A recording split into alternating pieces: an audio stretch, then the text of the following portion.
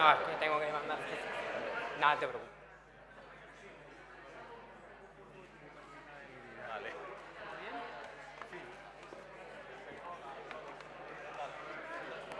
Ah, ya la puedes poner así. Muy bien. Sí, sí, sí, ya sabes. Sí, tú ya sabes.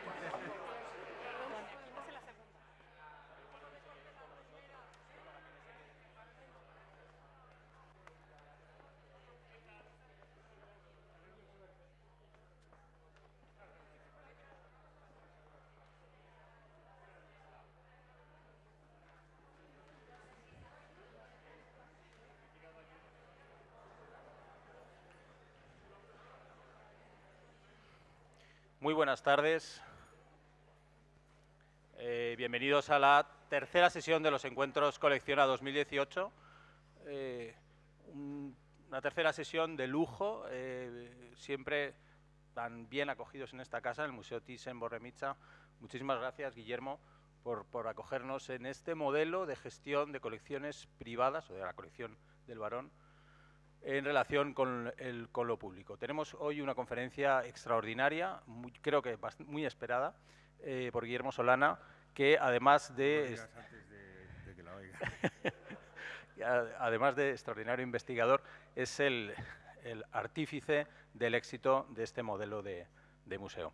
Os dejo con Guillermo, no sin antes agradecer a Raquel Sáez, porque después de la conferencia tendremos un paseo por las piezas de las que nos hablará Guillermo, de la colección del Barón Thyssen del siglo XX. Muchísimas gracias. Pues muchas gracias, Chema. Chema fue alumno mío hace bastantes años y gracias a Chema y a Raquel, que es compañera aquí en el museo, o sea que me siento como en casa y a muchos de ustedes los conozco también.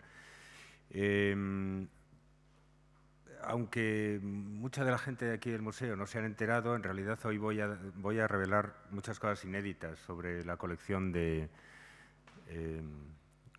Thyssen, porque Raquel me pidió que hiciera esta... nunca he dado una conferencia sobre cómo llegó Heine, cómo llegó Hans Heinrich Thyssen-Bornemisza a coleccionar arte moderno. Y bueno, me apeteció sobre todo para ponerme a estudiarlo y me he dedicado a... porque hay muchas cosas que en esta casa sabemos por tradición oral o hemos leído siempre los mismos textos, pero hay cosas que siempre están por chequear.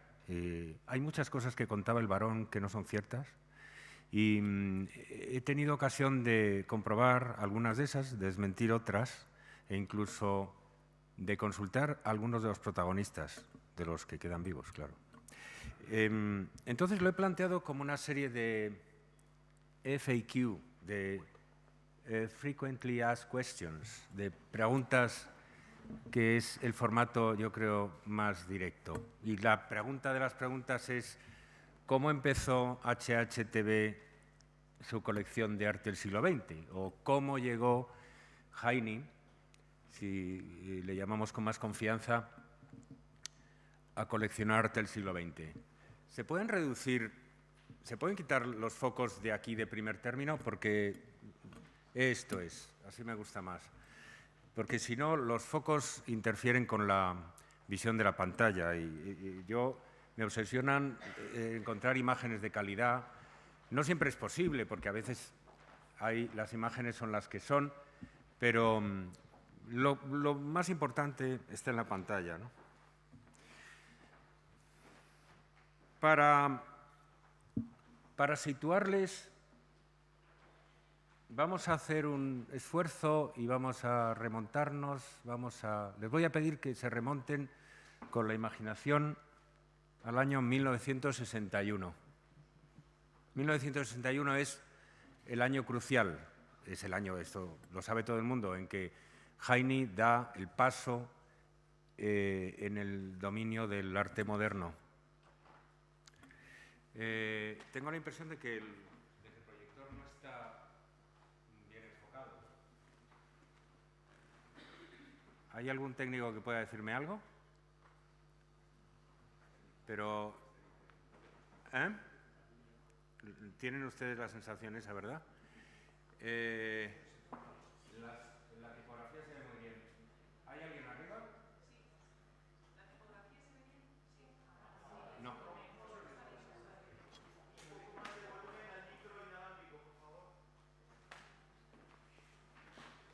No tengo micro inalámbrico, me pegaré al micro, pero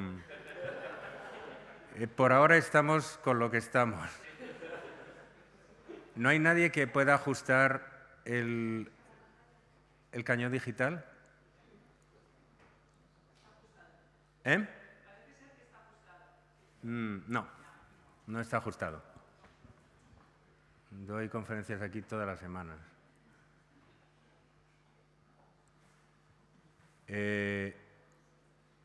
¿Hay alguien que controle el cañón o que pueda hacer un ajuste?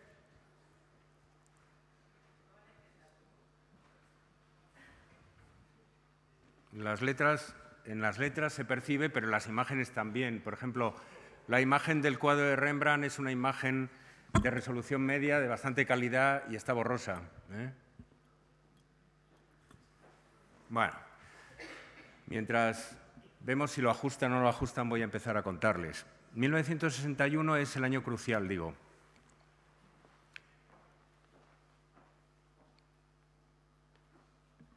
Es el año en que Heine envía a la National Gallery de Londres una gran selección de su colección de pintura antigua, que se inaugura y se celebra con un gran éxito. From Van Eyck to Tiepolo, Pictures from the Thyssen-Bornemisza Collection, de marzo a abril. Eso al final del invierno, en comienzo de la primavera. Las letras siguen sin estar ajustadas. En noviembre, en el otoño, en el otro extremo del año, Heine participa en una subasta de esas históricas por los récords, por un récord en particular. Es una subasta de las Park Burnett Galleries en Nueva York, en la que se vende la colección de los difuntos señor y señora Alfred Eriksson, una colección de 24 obras.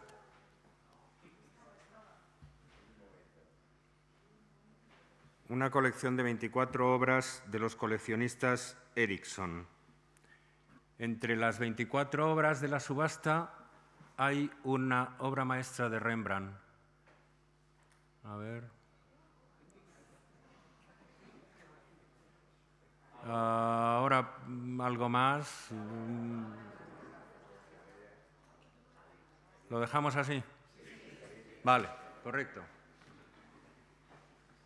Una obra maestra de Rembrandt. Este Aristóteles contemplando un busto de Homero, que hoy pertenece al Metropolitan de Nueva York y que es una obra muy compleja, muy elaborada, pintada por encargo por Rembrandt, en la que representa al gran filósofo griego contemplando el busto del gran poeta. Y hay una serie de relaciones entre pintura, escultura, entre la vista y el tacto, entre el presente y el pasado, muy interesantes, ¿no? Aristóteles lleva un medallón de Alejandro, hay como diversas representaciones y diversos niveles. ¿Podéis volver a desconectar esas luces, por favor, que habéis encendido?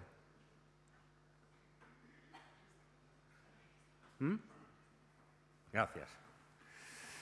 Bueno, en la subasta en cuestión, pues ya tenemos una conferencia tranquila. En la subasta en cuestión, el Rembrandt alcanza el precio récord de $2,3 millones, que me dirán que para hoy no es nada, pero para el año 61 era mucho. En el vídeo de la subasta, a ver si funciona. Lo que no funciona es el sonido, me temo, ¿no? Todo no podía funcionar. Bueno. En el vídeo de la subasta aparece, verán ahora, primero aparece este James Oriman. Rembrandt's Aristotle contemplating the bust of Homer, considered by experts to be one of the world's greatest and most valuable works of art. Completed in 1653, it brought Rembrandt the equivalent of $7,800. Today, the bidding begins at $1 million, quickly mounts to $2 million, and continues. Listen. At $2 million, $2 million. One? I know there's another bid in you, sir. One. At 2-1. At 2-1. 2. At 2-2. At 2 million 2. At 2 million 250. At 2 million 250. 3. Sold for $2,300,000. The dramatic Bueno. sale is made in less than 4 minutes. Purchased by its director, James J. Rorimer, in behalf of New York's Metropolitan Museum of Art for the record $2,300,000, the old master can now be viewed by all free of charge. Vale, se acabó. Pues $2,300,000, $3,000, lo han oído. Heine se ha referido a esa subasta en varias ocasiones con cierta nostalgia y con cierto dolor, porque dice que el Metropolitan le ganó por solo una pizca más que su puja máxima. Dice, lo que fue una gran lástima. Y añade con cierta malicia, dice, aunque el pigmento contiene cobalto, lo que significa que se oscurece progresivamente, es una obra magnífica. Bueno, efectivamente, el cuadro está muy oscuro y cada vez más oscuro, pero no obstante es una obra maestra que nos perdimos, que podía estar ahora en las salas de la segunda planta del Museo Thyssen, está en el Metropolitan. Cuento esto para decir que en 1961 Heine estaba plenamente comprometido todavía en lo que había sido la gran pasión de su padre, que era la pintura antigua. Su padre le repetía, como él no ha dejado de contar, que el arte había muerto en el siglo XVIII. Era un apasionado del Renacimiento y del Barroco, tanto de la pintura del norte, de la pintura holandesa, flamenca, como de la pintura italiana, o francesa o española. Pero en el mismo año 1961, en el que Heine andaba todavía involucrado, como lo estaría todo el resto de su vida, en la pasión por el arte antiguo, por los grandes maestros antiguos, en ese mismo año, en la primavera, o sea, antes de que esto sucediera,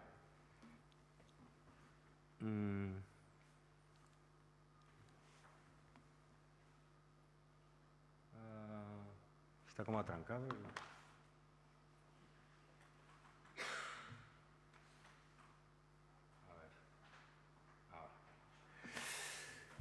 En otro escenario muy alejado del anterior, en Stuttgart, en la ciudad alemana de Stuttgart, Heine asistía a una subasta de un carácter completamente distinto. A una subasta del llamado Stuttgarter Kunstkabinett del más famoso marchante de arte moderno de Alemania, Roman Ketterer. La primera parte principal de la subasta de aquel año 61 tuvo lugar el 3 y el 4 de mayo en la gran sala de emisiones de la Süddeutschen Rundfunk en la Villa Berg, un lugar muy, como ven, un escenario muy noble y muy teatral de la ciudad de Stuttgart, ¿no? La segunda parte, que estaba dedicada solo a Druckgrafika, a obra gráfica, tendría lugar en otro escenario. Durante esa subasta, Heine compró una acuarela de Emil Nolde por 39.000 marcos, que era una cantidad desmesurada entonces para una obra sobre papel. Los detractores de Heine, y en particular su némesis, su enemigo jurado, que es David Litchfield, un biógrafo a quien los Thyssen contrataron para que escribiera la biografía oficial, y luego la cosa se torció y terminó escribiendo un largo libelo, muy mal organizado y muy mal escrito, pero que contiene, no obstante, algunos datos correctos. Litchfield sugiere que el varón se quedó dormido en el curso de la subasta y que levantó la mano súbitamente al despertarse y, sin saberlo, había pujado más de lo debido por una acuarela. Bueno, yo creo que eso es una caricatura completamente inverosímil. El varón actuaba muy conscientemente en estas cosas. Por alguna razón decidió dar una campanada, como se dice vulgarmente, y efectivamente ofrecer una cantidad que para él no era exagerada, pero que era excesiva para ese tipo de obra, y así marcar su entrada en un nuevo territorio. La obra, curiosamente, no pertenece hoy al museo, no llegó a incorporarse a la colección que se vendió al Estado español y permanece en la familia, entre los herederos del barón. La persona clave que estaba detrás de aquel encuentro entre Heine y Nolde era Roman Ketterer, lo he dicho ya. Es el primero en una serie de grandes proveedores a los que vamos a dedicar la charla hoy.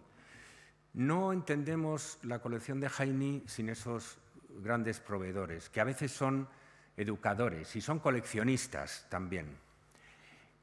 Quiero decir, el padre de Heine, Heinrich Thyssen-Bornemisza, el primer barón, tenía un asesor, Rudolf Heinemann, que era también un dealer, y que era quien iba a buscarle las obras, a veces por iniciativa del barón, a veces por iniciativa del propio Heinemann.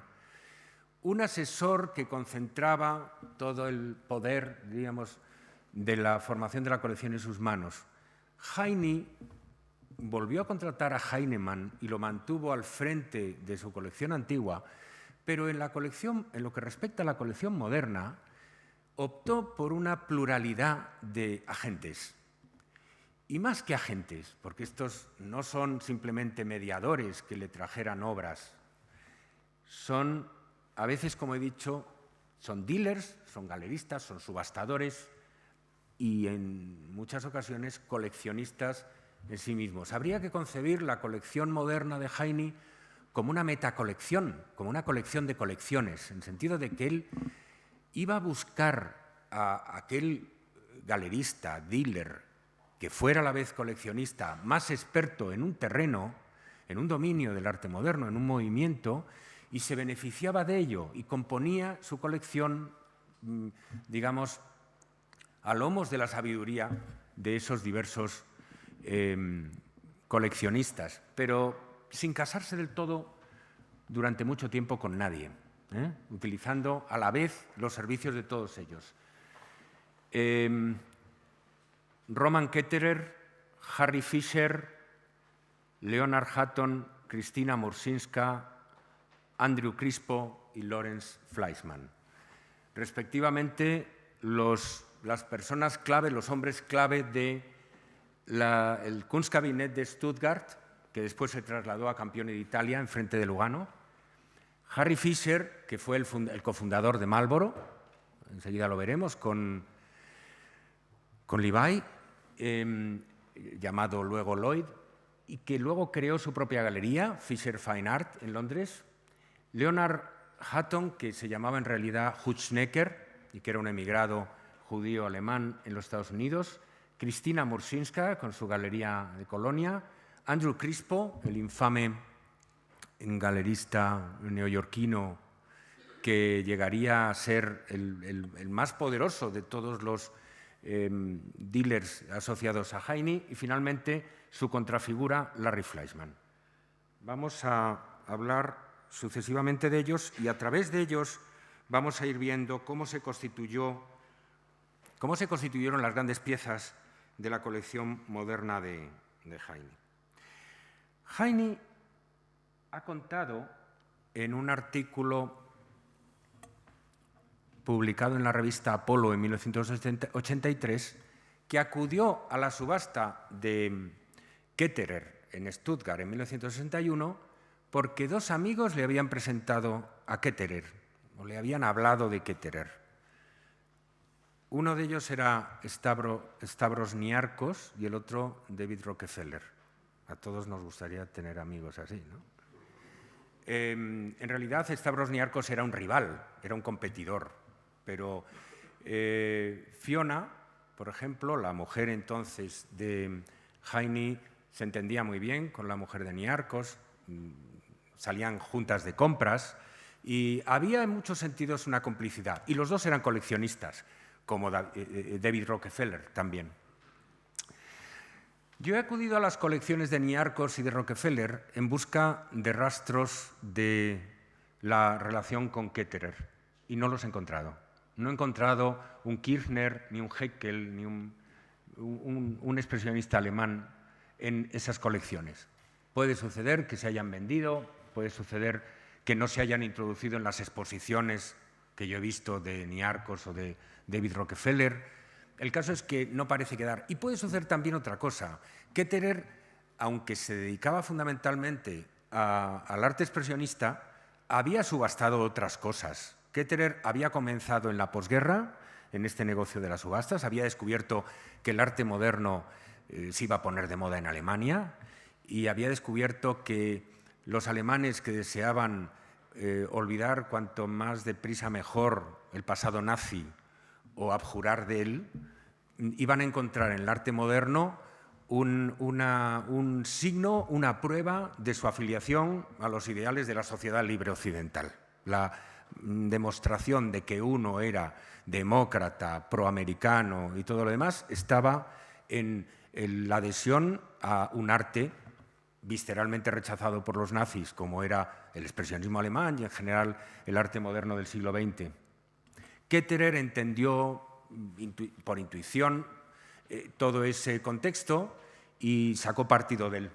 En 1960 fue la portada de Der Spiegel a los 49 años, lo cual no está mal. Los subastadores no suelen convertirse en estrellas de los medios, ¿no? Muy rara vez, pero Ketterer se había convertido en un símbolo de una nueva cultura en Alemania.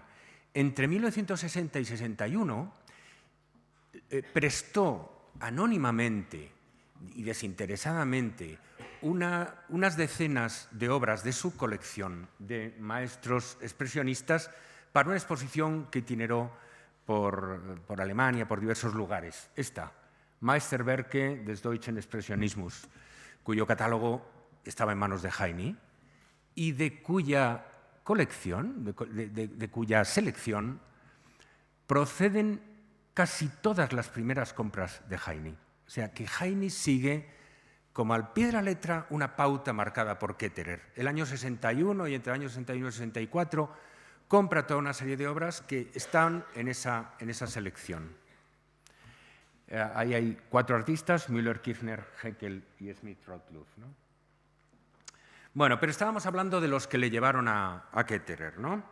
Estábamos hablando de Niarchos y de Stavros Niarchos, el gran armador, multimillonario griego, habitual de St. Moritz, del Royal Enclosure de Ascot, con mansiones en Londres, en París, en Nueva York, en Atenas, con una villa formidable en Cap d'Antibes y un château francés llenos todas sus mansiones de Renoirs, de Van Goghs, de Gauguins. Su favorita es una Pietà del Greco que tienen ahí en la pared, ¿no?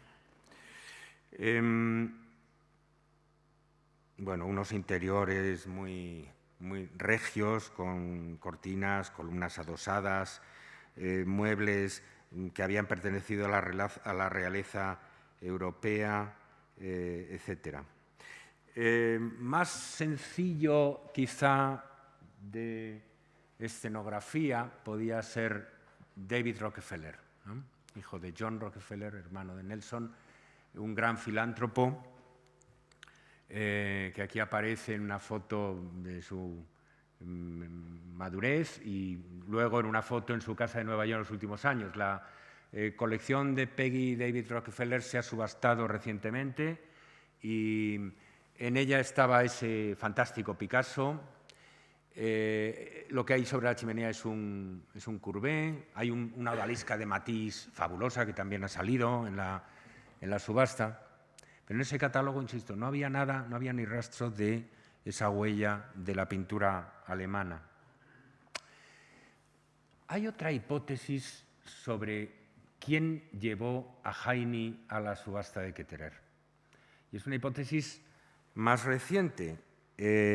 Lo sugiere, bueno, lo afirma con toda contundencia Simon de Pury en su reciente memoria The Auctioneer, el subastador, Simón de Purí, saben ustedes que fue mi predecesor en Lugano desde el año 78 hasta mediados de los 80, fue el Chief Curator de la colección del Museo de Lugano. Ahora, vivía bastante mejor que yo, viajaba en jet privado todo el rato y cenaba con el Aga Khan, y, en fin, pero bueno, todo va a menos, ¿no? Todas las cosas van a menos. Simón de Purí, en ese libro que es muy divertido, muy animado y que, bueno, contiene algunas inexactitudes, bastantes, pero todas ellas vienen del varón. Todas las cosas que cuenta que no son del todo ciertas, sí son ciertas en el sentido de que eran las opiniones o los puntos de vista o los datos que el varón ofrecía, ¿no? Dice que el varón nos describió cómo su padre le había formado en esta idea de que solo valían los maestros antiguos, de que el arte se acababa en el siglo XVIII, etcétera, etcétera. Y dice, nos contó también cómo fue capaz de romper con su adicción a los maestros antiguos. Dice, le debía esto a su tercera esposa, Fiona, la supermodelo escocesa, con la que se casó en septiembre del 56, o sea, poco después de esa fantástica fotografía de la derecha, ¿no? En la que, por cierto, se parece un poco a su hija, a Francesca Thyssen, pero en mejor, ¿no?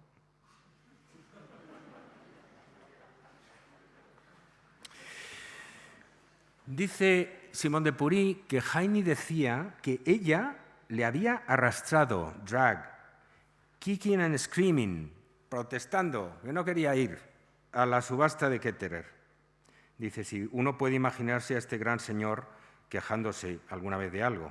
Dice, a la exposición en una galería de arte de Stuttgart, de arte degenerado alemán de la preguerra que había sido prohibido por el Tercer Reich. Siempre hay esta insistencia en que estamos adquiriendo lo que había sido prohibido por el Tercer Reich, ¿no?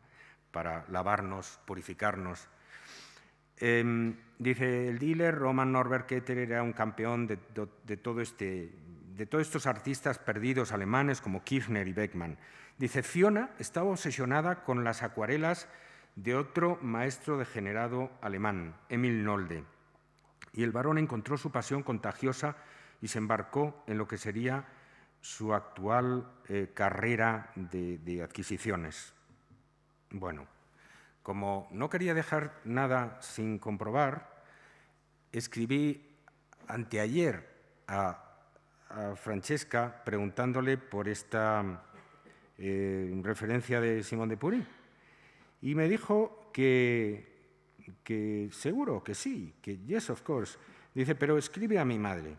Y entonces escribí ayer, no, escribí esta mañana a Fiona, a esta señora, que está viva y bien, aunque ha sufrido una rotura de cadera hace poco tiempo y estaba con neumonía, está delicada porque tiene pues 85 años. Y bueno, Fiona me ha contestado con una carta bastante larga en la que dice que la historia que cuenta Simón de Purí es casi cierta. Dice, no sé quién le habló a Heine sobre la subasta de Ketterer, no sé cuál de ellos.